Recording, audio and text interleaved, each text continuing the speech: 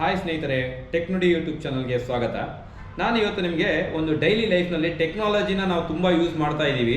ಆ ಟೆಕ್ನಾಲಜಿನಲ್ಲಿ ನಮ್ಮ ಡೇಟಾಗಳನ್ನ, ನಮ್ಮ ಏನು ಟೆಕ್ನಾಲಜಿ ಪ್ರಾಡಕ್ಟ್ಗಳನ್ನ ನಾವು ಯೂಸ್ ಮಾಡ್ತಾ ಇದ್ದೀವಿ, ಅದನ್ನು ಸೇಫ್ ಮತ್ತು ಸೆಕ್ಯೂರ್ ಆಗಿ ಯಾವ ಥರ ಇಟ್ಕೊಳ್ಳೋದು, ಒಂದು ಸಿಸ್ಟಮೆಟಿಕ್ ವೇನಲ್ಲಿ ನಾವು ಸ್ಟೋರೇಜ್ ಯಾವ ಥರ ಮಾಡ್ಕೊಳ್ಳೋದು ಅನ್ನೋದನ್ನು ಒಂದು ಸ್ಮಾಲ್ ಟಿಪ್ಸ್ ಮುಖಾಂತರ ನಿಮಗೆ ನಾನು ತಿಳಿಸ್ಕೊಡ್ತಾ ಇದ್ದೀನಿ. ಇದನ್ನು ನೀವು ನಾರ್ಮಲಾಗಿ ನಿಮಗೆ ಇದೆಲ್ಲ ವಿಷಯ ಗೊತ್ತಿರುತ್ತೆ, ಆದರೆ ಕೆಲವೊಂದನ್ನು ನಾವು ಮಾಡೋಕ್ಕಾಗಲ್ಲ. ಅದನ್ನು ಮಾಡೋದ್ರ ಮುಖಾಂತರ ನೀವು ಡೆಫಿನೆಟಾಗಿ ಅದನ್ನು ನೀವು ನಿಮ್ಮ ಟೆಕ್ನಾಲಜಿ ಪ್ರಾಡಕ್ಟ್ಗಳನ್ನ ನೀವು ಸೇವ್ ಮಾಡಿ ಇಟ್ಕೋಬೋದು ಸ್ನೇಹಿತರೆ. ಯಾವ ಥರ ಅಂತ ಹೇಳಿದ್ರೆ, ನಮ್ಮ 2 ಕಂಪ್ಯೂಟರ್ಗಿಂತ ಜಾಸ್ತಿ ಕಂಪ್ಯೂಟರ್ ಯೂಸ್ ಮಾಡ್ತಕ್ಕಂಥ ಯಾವ್ದಾದ್ರು ಒಂದು ಆರ್ಗನೈಸೇಷನ್ಗಳು ಯಾವ ಥರ ಅಂತ ಹೇಳಿದ್ರೆ, ನೋಡಿ, ನಾವು ಡಿಫ್ರೆಂಟ್ ಟೈಪ್ಸ್ ಆಫ್ ಗ್ಯಾಜೆಟ್ಗಳನ್ನ ಲೈಫಲ್ಲಿ ಯೂಸ್ ಮಾಡ್ತಾ ಇರ್ತೀವಿ. ಯಾವ ಥರ ಅಂದರೆ, ಒಂದು ಸಣ್ಣ ಒಂದು ಶಾಪ್ ಅಥವಾ ಒಂದು ಕ್ಲಿನಿಕ್ ಆಗಿರ್ಬೋದು, ಸಣ್ಣ ಒಂದು ಕಂಪ್ನಿ ಆಗಿರ್ಬೋದು, ಒಂದು ಕಂಪ್ಯೂಟ್ರು, ಒಂದು ಕೀಬೋರ್ಡು, ಮೌಸು, ಪ್ರಿಂಟ್ರು, ಆಮೇಲೆ CCTV ಕ್ಯಾಮ್ರಾಗಳು, ಇಂಟರ್ಕಾಮ್ ಡಿವೈಸ್ಗಳು, ಟೆಲಿಫೋನ್ಗಳು, ಆಮೇಲೆ ನಾರ್ಮಲ್ ಮೊಬೈಲ್ ಫೋನ್ಗಳು, ಅದಾದಮೇಲೆ ಬಯೋಮೆಟ್ರಿಕ್ ಡಿವೈಸ್ಗಳು, ಇವುಗಳನ್ನೆಲ್ಲ ನಾವು ಲೈಫಲ್ಲಿ ಯೂಸ್ ಮಾಡ್ತಾನೆ ಇರ್ತೀವಿ. ಯೂಸ್ ಮಾಡ್ತಾ ಇರ್ಬೇಕಾದ್ರೆ ಇದು ವರ್ಕಿಂಗ್ ಇದೆಯೋ ಇಲ್ವೋ ಅಂತ ಹೇಗೆ ತಿಳ್ಕೊಳ್ಳೋದು ನಾವು? ಇದನ್ನು ನಾವು ಡೈಲಿ ಯೂಸ್ ಮಾಡೋದ್ರ ಮುಖಾಂತರ ಟೆಕ್ನಾಲಜಿನ ಇದೆಲ್ಲ ವರ್ಕಿಂಗ್ ಇದೆ ಅಂತ ನಮಗೆ ಗೊತ್ತಾಗುತ್ತೆ. ಈ ಬೈ ಮಿಸ್ಟೇಕ್ ನಾವು ಪರ್ಚೇಸ್ ಮಾಡಿರ್ತಕ್ಕಂಥ ಪ್ರಾಡಕ್ಟ್ಗಳು ಯಾವ್ಯಾವ ವರ್ಷನ್ ಇದೆ, ಯಾವ್ಯಾವ ಥರ ಇದು ನಮ್ಗೆ ಹೇಗೆ ಗೊತ್ತಿರೋದು, ಇದು ನಮ್ಗೆ ಗೊತ್ತೇ ಇರೋದಿಲ್ಲ. ಅದಕ್ಕೋಸ್ಕರ ನಾನು ಸಣ್ಣ ಟಿಪ್ಪನ್ನು ನಿಮ್ಗೆ ಹೇಳ್ಕೊಡ್ತೀನಿ ಕೇಳಿ. ಗ್ಯಾಜೆಟ್ ಆಡಿಟ್ ಅಂತ ಮಾಡ್ಕೊಳ್ಬೇಕಾಗುತ್ತೆ ಸ್ನೇಹಿತರೆ. ಯಾವ ಥರ ಅಂತ ಹೇಳಿದ್ರೆ, ಒಂದು ಎಕ್ಸೆಲ್ ಶೀಟ್ನಲ್ಲಿ ನಾವು ಯಾವ ಥರ ಎಲೆಕ್ಟ್ರಾನಿಕ್ ಗ್ಯಾಜೆಟ್ನ ಯೂಸ್ ಮಾಡ್ತಾ ಇದ್ವಿ, ಅದರ ಸ್ಪೆಸಿಫಿಕೇಷನ್ ಏನು, ಅದರದ್ದು ಎಕ್ಸಾಂಪಲ್ ಒಂದು ಸ್ಟೋರೇಜ್ ಇದೆ, ಸ್ಟೋರೇಜ್ ಯೂನಿಟ್ ಏನು, ಅದರ ಬ್ಯಾಟ್ರಿ ಬ್ಯಾಕಪ್ ಏನು, ಅದಾದಮೇಲೆ ಇದಕ್ಕೆ ಯಾವ ಥರ ಕೇಬಲ್ಗಳನ್ನ ಯೂಸ್ ಮಾಡ್ತೀವಿ, ಅದಾದ ಮೇಲೆ ಆ ಗ್ಯಾಜೆಟ್ಗಳಿಗೆ ಬೇಕಾಗಿರ್ತಕ್ಕಂಥ ಏನು USB ಪೋರ್ಟ್ಗಳೇನಿರ್ತವೆ, ಮತ್ತು ಈಗ ಎಕ್ಸಾಂಪಲ್ ನಾವು ಕಂಪ್ಯೂಟರ್ ಯೂಸ್ ಮಾಡ್ತಾ ಇದ್ದಾರೆ, ಅದ್ರ ಪ್ರೊಸೆಸರ್ ಏನಿದೆ, ರ್ಯಾಮ್ ಏನಿದೆ, ಹಾರ್ಡ್ ಡಿಸ್ಕ್ ಎಷ್ಟಿದೆ, ಇದನ್ನೆಲ್ಲ ನಾವು ಒಂದು ಎಕ್ಸೆಲ್ ಶೀಟ್ ಮಾಡಿ ಸ್ಟೋರೇಜ್ ಮಾಡ್ಕೋಬೇಕಾಗುತ್ತೆ ಸ್ನೇಹಿತರೆ. ಅದೇ ಥರ ಒಂದು ಸಾಫ್ಟ್ವೇರ್ ಕೂಡ, ಈಗ ಎಕ್ಸಾಂಪಲ್ ಒಂದು ಸಾಫ್ಟ್ವೇರ್, ಒಂದು ಲ್ಯಾಪ್ಟಾಪ್ ಯೂಸ್ ಮಾಡ್ತಾ ಇದ್ವಿ, ನಂದು ಮ್ಯಾಕ್ ಆಪರೇಟಿಂಗ್ ಸಿಸ್ಟಮ್ ಯೂಸ್ ಮಾಡ್ತಾ ಇರ್ಬೋದು, ಅಥವಾ ವಿಂಡೋಸ್ ಆಪರೇಟಿಂಗ್ ಸಿಸ್ಟಮ್ ಯೂಸ್ ಮಾಡ್ತಾ ಇರ್ಬೋದು, ಅದರಲ್ಲಿ MS ಆಫೀಸ್ ಯೂಸ್ ಮಾಡ್ತಾ ಇರ್ತೀರಾ, ಅದು ಕೆಲವೊಬ್ಬರು ಟ್ಯಾಲಿ ಸಾಫ್ಟ್ವೇರ್ ಯೂಸ್ ಮಾಡ್ತಾ ಇರ್ತಾರೆ, ಕೆಲವೊಬ್ರು ಆಟೋಕ್ಯಾಡ್ ಸಾಫ್ಟ್ವೇರ್ ಯೂಸ್ ಮಾಡ್ತಾ ಇರ್ತಾರೆ, ಕೆಲವೊಬ್ರು ಹಾಗೆ ಫೋಟೋಶಾಪು, ಕೋರಲ್ಡ್ರಾ, ವೆರೈಟಿ ಸಾಫ್ಟ್ವೇರ್ಸ್ಗಳನ್ನು ಯೂಸ್ ಮಾಡ್ತಾ ಇರ್ತಾರೆ. ಕೆಲವೊಬ್ರು ಏನು ಮಾಡ್ತಾರೆ, ಇದನ್ನು ಕ್ರ್ಯಾಕ್ಡ್ ವರ್ಷನ್ಗಳೇ ಯೂಸ್ ಮಾಡ್ತಾರೆ, ಕೆಲವೊಂದು ಲೀಗಲ್ ವರ್ಷನ್ಗಳು ಪರ್ಚೇಸ್ ಮಾಡಿ ಯೂಸ್ ಮಾಡ್ತಾ ಇರ್ತಾರೆ. ಅದಕ್ಕೆ ಯಾವ ಗ್ರಾಫಿಕ್ ಕಾರ್ಡ್ ಹಾಕಿದ್ದೀವಿ, ಅದರಲ್ಲಿ ಎಷ್ಟು GB ರ್ಯಾಮ್ ಇದೆ, ಮತ್ತು ಎಷ್ಟು ಇಂಚ್ ಸ್ಕ್ರೀನ್ ಯೂಸ್ ಮಾಡ್ತಾ ಇದ್ವಿ, ನಾವು ಕೀಬೋರ್ಡ್ಗಳನ್ನ ಯೂಸ್ ಮಾಡ್ತೀವಿ, ಕೆಲವೊಂದು ಗೇಮಿಂಗ್ ಕೀಬೋರ್ಡ್ಗಳನ್ನ ಯೂಸ್ ಮಾಡ್ತೀವಿ, ನಾರ್ಮಲ್ ಇದನ್ನೆಲ್ಲ ನಾವು ಒಂದು ಎಕ್ಸೆಲ್ ಶೀಟ್ ಮಾಡಿ ಇಟ್ಕೊಳ್ಳೋದ್ರ ಮುಖಾಂತರ ನಮ್ಮ ಡೈಲಿ ಲೈಫ್ನಲ್ಲಿ ಯೂಸ್ ಮಾಡ್ತಕ್ಕಂಥ ಗ್ಯಾಜೆಟ್ಗಳನ್ನ ನಾವು ಸೇಫಾಗಿ ಇಟ್ಕೋಬೋದು, ಸೆಕ್ಯೂರ್ಡ್ ಆಗಿ ಇಟ್ಕೋಬೋದು, ಕಂಪ್ಲೀಟ್ ವಿತ್ ಡಾಕ್ಯುಮೆಂಟೇಷನ್ ಇಟ್ಕೋಬೋದು. ಇದರಲ್ಲಿ ಬೆನಿಫಿಟ್ ಏನಂದರೆ, ನಿಮಗೆ ಮಾಡಿಟ್ಕೊಳ್ಳೋದ್ರಿಂದ ನೀವು ಸರ್ವಿಸ್ಗೆ ಅಂತ ಕೊಟ್ಟಾಗ, ಇಶ್ಯೂಸ್ ಬಂದಾಗ ಸರ್ವಿಸ್ಗೆ ಕೊಡ್ತೀರಾ. ಈ ಎಕ್ಸಾಂಪಲ್ ಒಂದು ಕಂಪ್ಯೂಟರ್ ಹಾಳಾಯ್ತು ಅಂದರೆ ಸರ್ವಿಸ್ಗೆ ಕೊಡ್ತೀರಾ. ಕೊಟ್ಟಾಗ ಏನಾಗುತ್ತೆ, ಅದರಲ್ಲಿ ವಿಂಡೋಸ್ ಆಪರೇಟಿಂಗ್ ಸಿಸ್ಟಮ್ ಕರಪ್ಟ್ ಆಗಿರುತ್ತೆ. ಆ ಕರಪ್ಟ್ ಆಗಿದ್ದಾಗ ಆ ವಿಂಡೋಸ್ ಆಪರೇಟಿಂಗ್ ಸಿಸ್ಟಮ್ನಲ್ಲಿ ನೀವು MS ಆಫೀಸ್ ಇನ್ಸ್ಟಾಲ್ ಮಾಡಿರ್ತೀರಾ, ಆಟೋಕ್ಯಾಡ್ ಇನ್ಸ್ಟಾಲ್ ಮಾಡಿರ್ತೀರಾ, ಫೋಟೋಶಾಪ್ ಇನ್ಸ್ಟಾಲ್ ಮಾಡಿರ್ತೀರಾ. ಈ ವರ್ಷನ್ಗಳು ನೀವು ತಿಳ್ಕೊಂಡಿಲ್ಲ ಅಂತ ಹೇಳಿದ್ರೆ, ನೀವು ಈಗ ಯಾರೋ ಒಬ್ಬ ಟೆಕ್ನಿಷಿಯನ್ ಪರ್ಸನ್ ಬರ್ತಾನೆ, ಅವ್ನು ಇನ್ಸ್ಟಾಲ್ ಮಾಡಿಕೊಟ್ರೆ ಅವನಿಗೂ ಕೂಡ ನೀವು ಯಾವ ವರ್ಷನ್ ಯೂಸ್ ಮಾಡಿದ್ದೀರಾ ಅಂತ ಬೇಸಿಕಾಗಿ ನೋಡಿದ್ರೆ ಗೊತ್ತಾಗೋದಿಲ್ಲ. ಈಗ ಆಟೋಕ್ಯಾಡ್, ಈಗ ಔಟ್ಲುಕ್ ನಾವು ಯೂಸ್ ಮಾಡ್ತಾ ಇದ್ರೆ 2007 ಔಟ್ಲುಕ್ ನೀವು ಯೂಸ್ ಮಾಡ್ತಾ ಇದ್ರೆ, ಈಗ ಅವ್ನು ಬಂದು 2016 MS ಆಫೀಸನ್ನು ಹಾಕ್ಕೊಟ್ಟೋಗ್ಬಿಟ್ರೆ ನಿಮಗೆ ಔಟ್ಲುಕ್ ಆ ವರ್ಷನ್ಗೂ ಈ ವರ್ಷನ್ಗೂ ಡೇಟಾ ಮೈಗ್ರೇಷನ್ ಆಗೋದಿಲ್ಲ ಸ್ನೇಹಿತರೆ. ಇದೇ ಥರ ನಿಮಗೆ ಈಗ ಎಕ್ಸಾಂಪಲ್ ಯಾಕೆ ಈ ಥರ ಇಶ್ಯೂಸ್ ಬರುತ್ತೆ ಅಂತ ಹೇಳಿದ್ರೆ, ಎಕ್ಸಾಂಪಲ್ ನೋಡಿ, ನಾವು ಟ್ಯಾಲಿ ವರ್ಷನ್ ಸಾಫ್ಟ್ವೇರ್ಸ್ನ ಹೇಳ್ತೀನಿ. ಎಕ್ಸಾಂಪಲ್ ನೋಡಿ, ಟ್ಯಾಲಿ ಸಾಫ್ಟ್ವೇರ್ನಲ್ಲಿ ಟ್ಯಾಲಿ ERP9 1, 2, 6, 7 ಅಥವಾ 7 ವರ್ಷನ್ ತನಕ ಟ್ಯಾಲಿ ERP9 6.9 ತನಕ ಬಂದಿದೆ. ಅದಾದ್ಮೇಲೆ ಈಗ ಟ್ಯಾಲಿನಲ್ಲಿ ಪ್ರೈಮ್ ಅಂತ ಬಂದಿದೆ. ಈಗ ಟ್ಯಾಲಿ ERPನಲ್ಲಿ ಇರೋ ಡೇಟಾ ಟ್ಯಾಲಿ ಪ್ರೈಮ್ನಲ್ಲಿ ರೀಡ್ ಆಗೋದಿಲ್ಲ. ಆವಾಗ ನೀವು ಯಾವ ವರ್ಷನ್ ಯೂಸ್ ಮಾಡಿದ್ದೀರ ಅಂತ ಅವ್ನು ಕಸ್ಟಮರ್ ಯಾರು ಟೆಕ್ನಿಷಿಯನ್ಗೆ ಏನು ಹೇಳ್ತಾನೆ, ನೀವು ಯಾವ ವರ್ಷನ್ ಹೇಳ್ತಾ ಇದ್ದೀರಿ ಸರ್ ಹೇಳಿ, ನಾನು ಇನ್ಸ್ಟಾಲ್ ಮಾಡ್ಕೊಡ್ತೀನಿ ಅಂತ ಹೇಳ್ತಾನೆ. ನಿಮಗೆ ಯಾವ ವರ್ಷನ್ ಅಂತಲೇ ಗೊತ್ತಿರೋದಿಲ್ಲ, ಮತ್ತು ನೀವು ಹಂಗೆ ಹೇಗೆ ಎಕ್ಸ್ಪ್ಲೈನ್ ಮಾಡೋಕ್ಕಾಗುತ್ತೆ? ಇದಕ್ಕೆ ನೀವು ಎಲೆಕ್ಟ್ರಾನಿಕ್ ವಸ್ತುಗಳನ್ನ ನೀವು ಯೂಸ್ ಮಾಡಿದಾಗ ವಿತ್ ಸಾಫ್ಟ್ವೇರ್ಗಳು, ಅದನ್ನು ಪರ್ಚೇಸ್ ಮಾಡ್ತಕ್ಕಂಥ ಡೇಟಿಂದ ಹಿಡಿದು ಅದರ ವ್ಯಾರಂಟಿ ಡೇಟ್ಗಳಿಂದ ಹಿಡಿದು ಎಲ್ಲದನ್ನು ನೀವು ಏನು ಮಾಡಬೇಕಾಗುತ್ತೆ ಅಂತ ಹೇಳಿದ್ರೆ, ಒಂದು ಆಡಿಟಿಂಗ್ ಅಂತ ಮಾಡಿಟ್ಕೋಬೇಕಾಗುತ್ತೆ ಸ್ನೇಹಿತರೆ. ಇದರಲ್ಲಿ ತುಂಬ ಯೂಸ್ಫುಲ್ ಆಗುತ್ತೆ. ಈಗ ಎಕ್ಸಾಂಪಲ್ ಕೆಲವು ಸಲ ಏನಾಗುತ್ತೆ, ನಾವು MS ಆಫೀಸನ್ನು ಪರ್ಚೇಸ್ ಮಾಡಿರ್ತೀವಿ, ಒಂದು 10,000 12,000 ಕೊಟ್ಟು ಪರ್ಚೇಸ್ ಮಾಡಿರ್ತೀವಿ. By mistake operating system corrupt ಆದಾಗ ಟೆಕ್ನಿಷಿಯನ್ ಬಂದಿರೋ ಏನು ಮಾಡ್ತಾನೆ, ಅವನು ಇರ್ತಕ್ಕಂಥ ವರ್ಷನ್ ಯಾವುದೋ ಕ್ರ್ಯಾಕ್ ವರ್ಷನ್ನು ಅಥವಾ ಯಾವುದೋ ಒಂದು 1 ಮಂತ್ ವರ್ಷನ್ನು, ಅದು ಯಾವುದೋ ಪ್ರೀಲೋಡೆಡ್ ವರ್ಷನ್ನು ಹಾಕೋಗ್ತಾನೆ. ಆವಾಗ ನಿಮಗೆ ನಾರ್ಮಲ್ ಆಗಿ ನೀವು ದುಡ್ಡು ಕೊಟ್ಟು ತೊಗೊಂಡಿರ್ತೀರ, ಅದು ಟೋಟಲ್ ವೇಸ್ಟ್ ಆಗೋಗುತ್ತೆ. ಈಗ ಎಕ್ಸಾಂಪಲ್ ಆ ವೇಸ್ಟ್ ಆಗಿ ಹೋಗದಿರೋ ಥರನೂ ಕೂಡ ಬೇರೆ ಸಾಫ್ಟ್ವೇರ್ಸ್ಗಳು ಬಂದಿದ್ದಾವೆ ಮಾರ್ಕೆಟ್ನಲ್ಲಿ. ಅದ್ರ ಬಗ್ಗೆ ಕೂಡ ನಾನು ನಿಮಗೆ ಮುಂದಿನ ವೀಡಿಯೋಗಳಲ್ಲಿ ನಾನು ತಿಳಿಸ್ತೀನಿ. ಈಗ ಎಕ್ಸಾಂಪಲ್ ನೀವು ಅದನ್ನು ಮಾಡಿ ಇಟ್ಕೊಳ್ಳೋದು ತುಂಬ ಹೆಲ್ಪ್ಫುಲ್ ಆಗುತ್ತೆ. ಇದನ್ನು ನಿಮಗೆ ಏನಾದರೂ ಈ ವಿಡಿಯೋಗಳಲ್ಲಿ ನಿಮಗೆ ಯಾವ ಥರ ಆದರೂ ನಾರ್ಮಲ್ ಆಗಿ ನನ್ನ ಎಲೆಕ್ಟ್ರಾನಿಕ್, ನಾನು ಯಾವ್ದು ರ್ಯಾಮ್ ಇದೆ, ಯಾವ ಹಾರ್ಡ್ ಡಿಸ್ಕ್ ಇದೆ, ಮತ್ತು ಯಾವ ಥರ ಸಾಫ್ಟ್ವೇರ್ಸ್ ಯೂಸ್ ಮಾಡ್ತಾಯಿದ್ದೀನಿ, ಅದರ ವರ್ಷನ್ ಏನು, ಇದರ ಪೂರ್ತಿ ಗೈಡ್ಲೈನ್ಸ್ನ ಕೆಲವೇ ಒಂದು 5 to 10 ಮಿನಿಟ್ಸಲ್ಲಿ ನೀವು ಅದನ್ನು ಪೂರ್ತಿ ತಿಳ್ಕೊಬೋದು. ಅದಕ್ಕೇನು ತಿಳ್ಕೊಳ್ಳೋಕೆ ನೀವೇನಾದ್ರು ಟೆಕ್ನಿಕಲ್ ಆಗಿ ತುಂಬ ತಿಳ್ಕೊಳ್ಬೇಕು ಅಂತ ಏನಿಲ್ಲ. ಅದಕ್ಕೂ ಕೆಲವು ಸಣ್ಣ ಪುಟ್ಟ ಸಾಫ್ಟ್ವೇರ್ಸ್ಗಳು ಬಂದಿದ್ದಾವೆ ಮಾರ್ಕೆಟ್ನಲ್ಲಿ. ಈ ಸಾಫ್ಟ್ವೇರ್ಸ್ಗಳನ್ನ ಹಾಕೊಳ್ಳೋ ಮುಖಾಂತರ ಆ ಒಂದು ಸಾಫ್ಟ್ವೇರ್ಸ್ನಲ್ಲಿ ಡೇಟಾ ಶೀಟೇ ಬರುತ್ತೆ.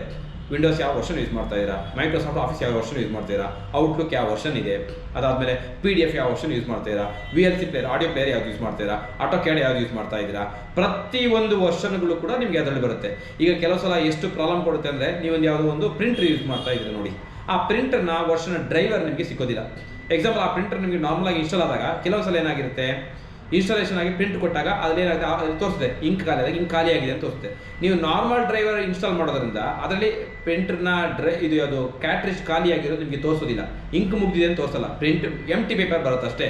ಅದೇ ನೀವು ಆ ವರ್ಷನ್ನ ತಿಳ್ಕೊಂಡಿದ್ರೆ ಅದೇ ಸಾಫ್ಟ್ವೇರ್ಸ್ನ ನೀವು ಡೌನ್ಲೋಡ್ ಮಾಡೋಕೆ ಅವ್ನಿಗೆ ಹೇಳಿದ್ರೆ ಅವ್ನು ಡೌನ್ಲೋಡ್ ಮಾಡಿ ಇನ್ಸ್ಟಾಲ್ ಮಾಡಿಕೊಟ್ರೆ ನಿಮಗೆ ಪ್ರಿಂಟರ್ನಲ್ಲಿ ಕ್ಯಾಟ್ರಿಜ್ ಪ್ರಾಬ್ಲಮ್ ಆದಾಗ ಅಥವಾ ಇಂಕ್ ಖಾಲಿ ಆದಾಗ ಅದನ್ನೆಲ್ಲ ಅದು ನಿಮಗೆ ಡಿಫಾಲ್ಟ್ ಆಗಿ ತೋರಿಸುತ್ತೆ. ಇವೆಲ್ಲ ತುಂಬ ಬೆನಿಫಿಟ್ಗಳು ನಿಮಗೆ. ಜೊತೆಗೆ ಈಗ ಎಕ್ಸಾಂಪಲ್, ನೀವು ಪ್ರಿಂಟರ್ ಮತ್ತು ಕಂಪ್ಯೂಟರ್ ಇಟ್ಕೊಂಡಿದ್ದೀರಾ, ನಿಮ್ಮ ಹತ್ರ ಎರಡನೇ ಕಂಪ್ಯೂಟರ್ ಇನ್ನೊಂದು ಕಂಪ್ಯೂಟರ್ ಇದೆ. ಆ ಕಂಪ್ಯೂಟರ್ ನೀವೇನು ಮಾಡ್ತೀರಾ, ಈ ಹೊಸ ಕಂಪ್ಯೂಟರ್ ಅಂದರೆ ಒಂದು ಯೂಸ್ ಮಾಡ್ತಕ್ಕಂಥ computer normal version data Windows use ಮಾಡ್ತೀರಾ, ಇನ್ನೊಂದು ಬಂದ್ಬಿಟ್ಟು ವಿಂಡೋಸ್ 11 ಯೂಸ್ ಮಾಡ್ತೀರಾ. ಎಕ್ಸಾಂಪಲ್ ಇದು 10 ಮತ್ತು 11 ಹೊಸ ವರ್ಷನ್ ಯೂಸ್ ಮಾಡ್ತೀರಾ. ಆ ಹೊಸ ವರ್ಷನ್ ಯೂಸ್ ಮಾಡಿದಾಗ ನಿಮಗೆ ಹಳೆ ವರ್ಷನ್ ಏನು ಕಂಪ್ಯೂಟರ್ ಯೂಸ್ ಮಾಡ್ತಿದ್ದೀರಾ ಅದರಲ್ಲಿ ಕಂಪ್ಲೀಟ್ ಆಗಿರ್ತಕ್ಕಂಥ ಡೇಟಾ ಸ್ಟೋರೇಜ್ ಆಗಿರುತ್ತೆ.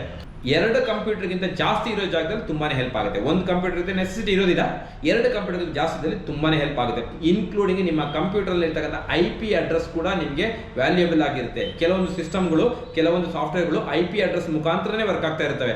ಅದನ್ನು ನಿಮಗೆ ಸಾಫ್ಟ್ವೇರ್ ಇನ್ಸ್ಟಾಲೇಷನ್ ಮಾಡಿದವರು ಯಾರು ಹೇಳೋದಕ್ಕೆ ಹೋಗೋದಿಲ್ಲ. ಅದನ್ನು ಅವ್ರು ಏನು ಮಾಡ್ತಾರೆ ಅಂದರೆ ಮ್ಯಾನ್ಯಲ್ IP ಹಾಕಿ ಅಸೈನ್ ಮಾಡಿ ಲೋಡ್ ಮಾಡಿಕೊಟ್ಟಿರ್ತಾರೆ. ನೀವು ಒಂದು ಸಿಸ್ಟಮ್ ಪ್ರಾಬ್ಲಮ್ ಆದಾಗ ಮಾತ್ರ ನಿಮಗೆ ಅದರ ಅವಶ್ಯಕತೆಗಳೆಲ್ಲ ಬೀಳುತ್ತೆ. ಮತ್ತು ಎಕ್ಸಾಂಪಲ್, ಒಂದು ಇಂಟರ್ನೆಟ್ ಮಾಡೆಮ್ ಯೂಸ್ ಮಾಡ್ತೀರಾ, ಆ ಮಾಡೆಮ್ ಯೂಸರ್ ನೇಮ್ ಪಾಸ್ವರ್ಡೇ ಗೊತ್ತಿರೋದಿಲ್ಲ ನಿಮಗೆ, ಅದನ್ನು ಕೂಡ ನೀವು ಇನ್ನೊಬ್ಬರಿಗೆ ಡಿಪೆಂಡೆನ್ಸಿ ಆಗುತ್ತೆ. ಈ ಡಿಪೆಂಡೆನ್ಸಿನೆಲ್ಲ ಅವಾಯ್ಡ್ ಮಾಡೋದಕ್ಕೋಸ್ಕರ ನೀವು ಗ್ಯಾಜೆಟ್ ಆಡಿಟಿಂಗ್ ಅಂತ ಮಾಡಿ ಒಂದು ಎಕ್ಸೆಲ್ ಶೀಟ್ ಮಾಡಿ ಇಟ್ಕೊಳ್ಳಿ. Hardware as well as A software, ನೀವು ಟೋಟಲ್ ಡೇಟಾಗಳು ನಿಮ್ಮ ಫಿಂಗರ್ ಟಿಪ್ಸ್ನಲ್ಲಿ, ನಿಮ್ಮ ಕೈ ಅಳತೆನಲ್ಲಿ ಒಂದು ಎಕ್ಸೆಲ್ ಶೀಟ್ ಮಾಡಿಟ್ಕೊಳ್ಳೋದು ಇಮಿಡಿಯೇಟಾಗಿ ಸಿಗುತ್ತೆ. ಇದನ್ನು ಮಾಡಿದ್ಮೇಲೆ ಫಸ್ಟ್ ನೆನ್ಪಿಟ್ಕೊಳ್ಳಿ ಸ್ನೇಹಿತರೆ, ಯಾವುದೇ ಕಾರಣಕ್ಕೆ ಈ ಆಡಿಟಿಂಗ್ ಶೀಟನ್ನ ನೀವು ಯಾವುದೇ ಕಾರಣಕ್ಕೆ ಕಂಪ್ಯೂಟರ್ ಸೇವ್ ಮಾಡ್ಕೋಬೇಡಿ. ನಿಮ್ಮ ಪರ್ಸನಲ್ ಮೇಲ್ ಐಡಿನಲ್ಲಿ ಒಂದು ಪರ್ಸನಲ್ ಫೋಲ್ಡರ್ ಅಂತ ಮಾಡಿಕೊಂಡು ಆ ಫೋಲ್ಡರಲ್ಲಿ ಸೇವ್ ಮಾಡ್ಕೋತಾ ಹೋಗಿ. ಬೈ ಮಿಸ್ಟೇಕ್ ಏನು ಕಂಪ್ಯೂಟರ್ ಹಾಳಾಯಿತು, ಏನೇ ಹಾಳಾದರೂ ಕೂಡ ಮೇಲ್ ID ಸೇಫ್ ಆಗಿರುತ್ತೆ. ಇನ್ ದ ಮೂಮೆಂಟ್ ಕೆಲವೊಬ್ಬರಿಗೆ ಏನಾಗುತ್ತೆ ಅಂದರೆ ಅವ್ರದ್ದೇ ಒಂದು ಡೊಮೈನ್ ಯೂಸ್ ಮಾಡ್ತಾ ಇರ್ತಾರೆ. ಎಕ್ಸಾಂಪಲ್, ಇವಾಗ ಅಂತ ಒಂದು ರಾಮ್ ಇಂಡಸ್ಟ್ರೀಸ್ ಒಂದು ಕಂಪ್ನಿ ಇರುತ್ತೆ ಅಂತ ಅನ್ಕೊಳ್ಳೋಣ, ramindustries.com ಅಂತ ಮಾಡಿಕೊಳ್ತೀವಿ. ಬೈ ಮಿಸ್ಟೇಕ್ ಒಂದು ದಿನ ನಿಮ್ಮ ಡೊಮೈನ್ ವರ್ಕ್ ಆಗೋದು ನಿಂತ್ಕೊಳ್ಳುತ್ತೆ. ಆ ಟೈಮಲ್ಲಿ ನಿಮ್ಮ ಈ ಡೇಟಾಗಳು ಲಾಸ್ ಆಗ್ತವೆ. ಯಾಕಂದರೆ ಅವ್ನು ಡೊಮೈನ್ ಕ್ರಿಯೇಟ್ ಮಾಡಿಕೊಟ್ಟಿರ್ತ ಪರ್ಸನ್ನು ಕೂಡ ನಿಮ್ಮನ್ನು ಬಿಟ್ಟು ಹೋಗಿರ್ತಾನೆ ಅಥವಾ ಅವನಿಗೆ ಸಪೋರ್ಟ್ ನಿಲ್ಲಿಸಿರ್ತಾನೆ, ಏನೋ ಒಂದು ಆಗಿರೋದ್ರಿಂದ ಅದು ಕೂಡ ಸಮಸ್ಯೆ ಆಗುತ್ತೆ ನಿಮಗೆ. ಅದಕ್ಕೋಸ್ಕರ ನೀವು ಒಂದು ಕಂಪ್ನಿನ ಕ್ರಿಯೇಟ್ ಮಾಡಿದಾಗ ನಿಮ್ಮದೇ ಡೊಮೈನ್ ಯೂಸ್ ಮಾಡ್ಕೊಳ್ಳೋದ್ರ ಜೊತೆಗೆ ಒಂದು ಸಪ್ರೇಟಾಗಿ ಒಂದು Gmail ID-ನ ನೀವು ಒಂದು ಫ್ರೀ ವರ್ಷನ್ ಅಥವಾ ಪೇಯ್ಡ್ ವರ್ಷನ್ ಒಂದು Gmail ID-ನ ಸೇವ್ ಮಾಡ್ಕೊಳ್ಳೋದು ತುಂಬ ಬೆನಿಫಿಟ್ ಸ್ನೇಹಿತರೆ. ಪ್ರತಿಯೊಂದು ಬರ್ತಕ್ಕಂಥ ಮೇಲ್ಸ್ಗಳನ್ನ ಫಾರ್ವರ್ಡ್ ಮಾಡಿ ಇಟ್ಕೊಳ್ಳೋದು ಮುಖಾಂತರ ನೀವು ಗ್ಯಾಜೆಟ್ ಡಾಕ್ಯುಮೆಂಟ್ನು ಕೂಡ ಅದರಲ್ಲಿ ಒಂದು ಪರ್ಸನಲ್ ಫೋಲ್ಡರ್ ಮಾಡಿ ಸೇವ್ ಮಾಡಿ ಇಟ್ಕೊಳ್ಳಿ. ಯಾಕೆಂತಂದರೆ ಒಂದು ಈಗ ಎಕ್ಸಾಂಪಲ್ ನೋಡಿ, ನಾವು Gmail ಯೂಸ್ ಮಾಡ್ತಾ ಇದ್ದೀವಿ. Gmailನಲ್ಲಿ ಮಿನಿಮಮ್ ಟು ಮಿನಿಮಮ್ ಒಂದು 10 GB ಫ್ರೀ ಸ್ಪೇಸ್ನೇ ಅವ್ನು ಕೊಡ್ತಾನೆ. ಅದಕ್ಕೆ ನೀವು ಪೇಯ್ಡ್ ವರ್ಷನ್ ಏನು ಬೇಕೋದಿಲ್ಲ. ಬೈ ಮಿಸ್ಟೇಕ್ ನಿಮ್ಮ ಡೇಟಾಗಳು ಡಿಲೀಟ್ ಆದರೂ ಕೂಡ ಕೆಲವೊಂದು ಡೇಟಾಗಳು ನೀವು ವ್ಯಾಲ್ಯೂಬಲ್ ಆಗಿರ್ತಕ್ಕಂಥ ಥಿಂಗ್ಸ್ ನಿಮಗೆ ಆ Gmail ID-ನಲ್ಲಿ ಸಿಗುತ್ತೆ ಸ್ನೇಹಿತರೆ.